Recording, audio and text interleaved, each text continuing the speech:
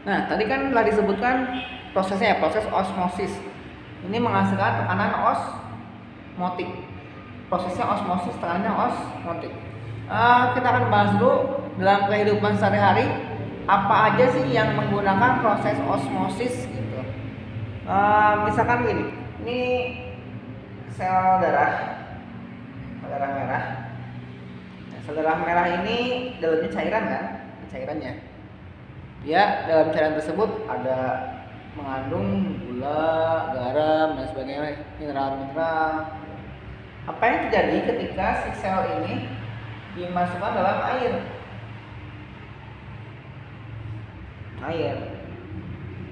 Karena dalam sel darah merah ini mengandung zat terlarut, sedangkan ini air, maka air akan masuk ke sini kan, air mengalami osmosis.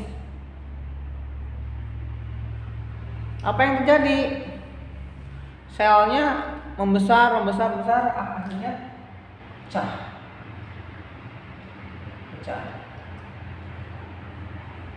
Biar pecah. Kenapa? Karena si membran sel kan, itu kan membran semi permeabel. Dalamnya ada larutan, ada cairan sel atau plasma sel. Itu kan mengandung zat terlarut. Sedangkan di luarnya adalah air.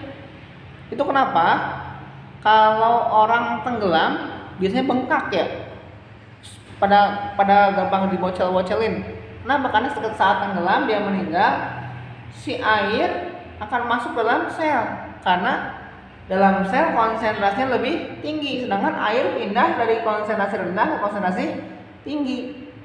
Akhirnya bengkak, pecah.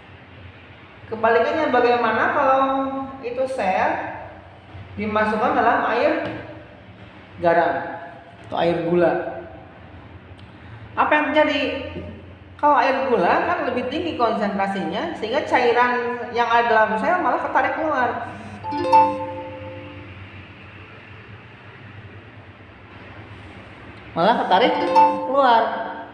Akhirnya apa? Sisanya kisut apa ya? Mengkerut. Nah, selnya mengkerut. Kenapa? Airnya keluar dan akhirnya mati. Gitu. Ini digunakan dalam hal apa? Bikin ikan asin misalkan. Bikin ikan asin kan digaramin ya. Buat apa sih digaramin? Biar air dalam sel ikan itu tarik keluar. Sampai bakteri pun tidak bisa hidup. Jadi bakteri pun tidak bisa hidup. Kenapa? Karena ketika bakteri masuk, maka airnya akan ketarik keluar. Gitu. Atau kalau kita minum air garam, bukannya hilang hausnya, malah tambah haus. Kenapa? Karena air garam itu konsentrasinya lebih tinggi daripada cairan tubuh kita. Apa yang terjadi ketika kita minum air garam? Maka cairan tubuh kita ketarik sama garam itu. Atau kalau kamu punya sayuran, coba di rumah, sayuran potong-potong, kamu kasih garam luarnya. Karena garam itu konsentrasinya tinggi, maka cairan yang ada dalam sayuran akan ketarik keluar, airnya keluar. Dan nanti lama-lama sayurannya akan layu. Nah, sama mati itu sel-selnya. Itu sama gitu.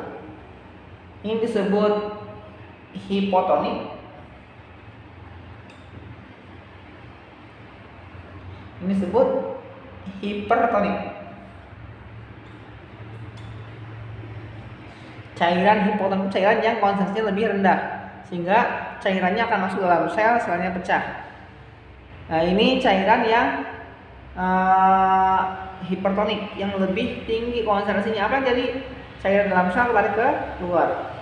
Kalau hipotonik cairannya masuk ke dalam sel. Kalau hipertonik cairannya dari sel masuk tarik keluar. Itu ya.